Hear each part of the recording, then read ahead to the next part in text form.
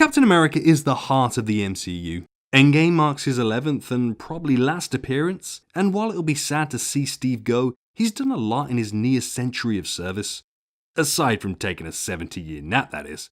Cap saved the world on countless occasions, and even moved Mjolnir. So, before someone finally pops a cap in his ass, we thought we'd recap Cap's story to see how Steve's changed over the course of the MCU, if at all.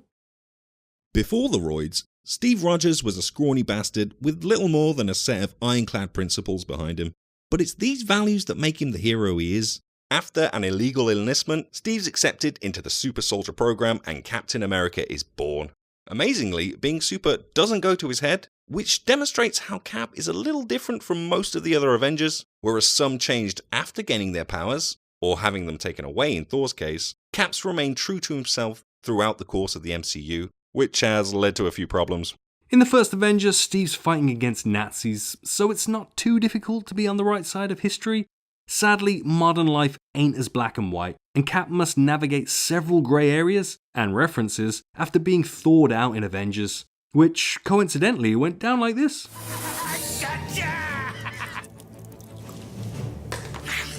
Antifreeze. Another reference for you there. It may not be the 1940s anymore, but give him a combat scenario and Cap will take charge of even the biggest of rage monsters.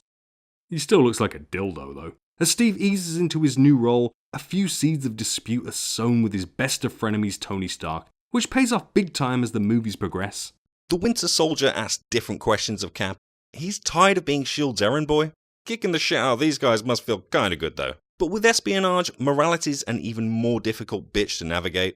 As he says to his old flame Peggy, For as long as I can remember, I just wanted to do what was right. I guess I'm not quite sure what that is anymore. and even Cap struggles to stay on the straight and narrow when his other old flame comes back into the picture. Any henchman other than Bucky and Steve would have killed this dude. So it's a bit contradictory given Steve's many criticisms of S.H.I.E.L.D., and since the Winter Soldier is more than a little volatile, failing to apprehend him the right way opens the door to even more future problems.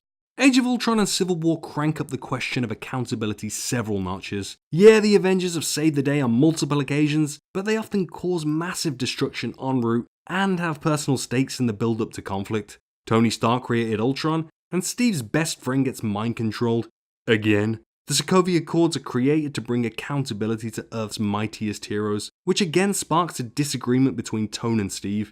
Regardless of who's right, Cap's prepared to go full-on rogue to prove his point, which is pretty reckless, again prioritizing personal feelings above everything else. Instead of evolving over time, if anything, Cap's become more stubborn. He's kinda like that doddery old grandpa who refuses to get with the times. Look, okay, he's old, but it's a bit of an issue when that guy's your team leader. Clearly, Cap's proven his worth several times over, and more often than not, his moral compass aligns with what's right. But there's a chance of that mentality becoming dangerous if left unchecked over time, and he's showing no signs of mellowing out. Cap's basically just going round in circles, rubbing his teammates up the wrong way as he goes. Kinda like that scene at the start of The Winter Soldier. Don't say it! Don't you say it! He left. Come on! Which brings to mind a certain Gotham DA's speech. You either die a hero, or you live long enough to see yourself become the villain. Infinity War gave Cap very little to do beyond growing a beard, rescuing an interspecies couple, and fighting off Thanos' army. To be fair though, the whole accountability thing went right out the window when aliens started invading. Cap might be in his element on the front lines, but his ability to actually make a difference is limited because Thanos is a tough son of a bitch. The times are changing even more. Rather than the glittering captain he was, Steve's just another pawn when it comes to cosmic threats. But he's for sure got a fire in his belly now both his bum chums got wiped out in the snap, which sets things up nicely for a revenge arc in Endgame.